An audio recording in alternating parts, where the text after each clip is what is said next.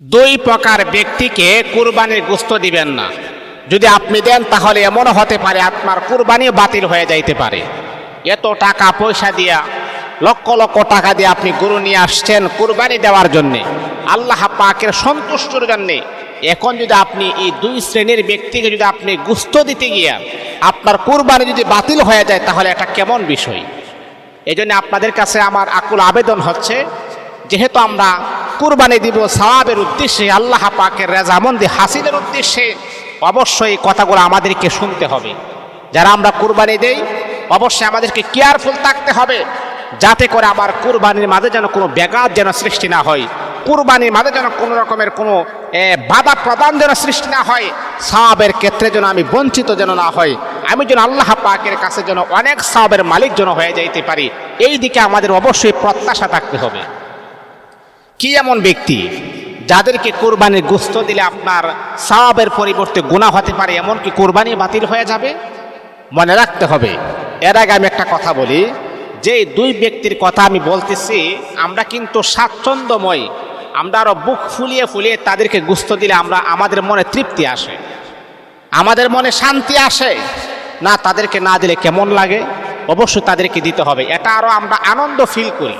তাদেরকে দিতেই হবে, এটা বাধ্যতামূলক আমরা মনে করি না। ইসলাম আমাদেরকে নিষেধ করেছেন আবেগ দেখাবেন না। ইসলাম আবেগের নাম নয়।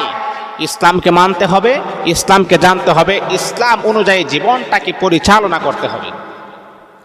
তাহলে কোন এমন দুই প্রকার ব্যক্তি যাদেরকে গোশত দিলে আমার কুরবানি হবে না, নষ্ট হয়ে যাবে? এক নাম্বার হচ্ছে কসাই। এক নাম্বার কি? কসাই। যারা গোশত কাটে না গোশত, তাদেরকে আপনি মজুরি দিবেন। তাদের সাথে আগে আপনি কন্ট্যাক্ট করবেন যে ভাই, আমার গরুটা যদি আপনি কেটে দেন তাহলে কিন্তু আপনাকে আমি 1000 2000 এইরকম টাকা, বা তাদের সাথে আপনি কন্ট্যাক্ট করবেন, বা 5000 টাকা।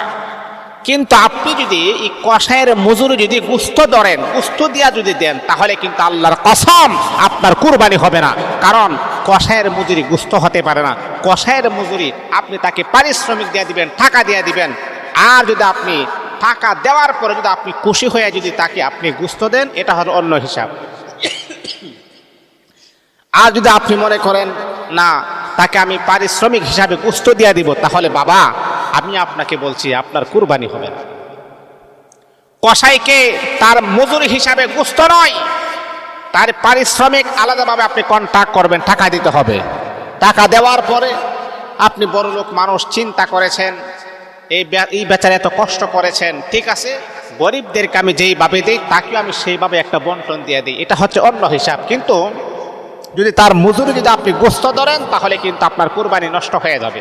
দুই নাম্বার হচ্ছে যে মসজিদের ইমাম সাহেবে গরু জবাই করে না, যেই ব্যক্তি ইমাম সাহেব বলেন অথবা ইমাম সাহেব ছাড়া বলেন, গরু জবাই করতে তার ইমাম সাহেব লাগে না, কিন্তু আমরা মনে করি কি ইমাম সাহেবই প্রয়োজন। ঠিক আছে, এটা গ্রামের মানুষের একটা বিশ্বাস থাকে, ইমাম সাহেব যদি আমার গরুটা জবাই করে তাহলে এটা খুব সুন্দর হবে, ভালো হবে, সওয়াব থেকে আমি বঞ্চিত হব না। এই ধারণাটা প্রত্যেকটা মুসল্লিদের অন্তরের ভিতর বিরাজমান করে।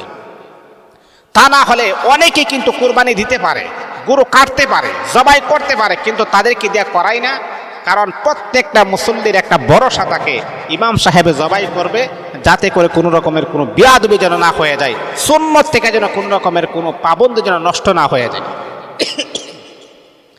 এখন দ্বিতীয় নাম্বার ব্যক্তি হচ্ছে সেই ব্যক্তি, যেই ব্যক্তি জবাই করবে তাকে জবাইয়ের পারিশ্রমিক দিয়া দিবেন। আপনি তাকে জবাই করার পরে জব করছে দেন, তাই এর জন্য তাকে আপনি পারিশ্রমিক দিয়ে দিবেন, কিন্তু পারিশ্রমিক হিসাবে আপনি গোশত নির্ধারণ করবেন না। আপনি যদি তাকে গোশত দেন, এটা হচ্ছে অন্য হিসাব, তাকে আপনি বোনাস হিসাবে দিতে পারেন, সওয়াবের উদ্দেশ্যে আপনি দিতে পারেন। কিন্তু আপনি যদি তার পারিশ্রমিক যদি আপনি গোশত ধরেন, তাহলে মনে রাখতে হবে বাবা, আপনার কুরবানির সওয়াবের পরিবর্তে গুনাহ হয়ে যাবে। ওই দুই শ্রেণীর ব্যক্তিকে গোশত আপনি দিতে পারবেন না। যদি আপনি এমন ক্রাইসিস নিয়ে দিতে পারেন, এমন মন মানসিকতা নিয়ে যদি আপনি দিতে পারেন, তাহলে ইনশাআল্লাহ দিতে পারেন। অন্যথায় তাদেরকে যদি মজুরি হিসাবে গোশত দেন দুজনকে, আপনার কুরবানি নষ্ট হয়ে যাবে, বাতিল হয়ে যাবে। সেই দিকে অবশ্যই আমাদের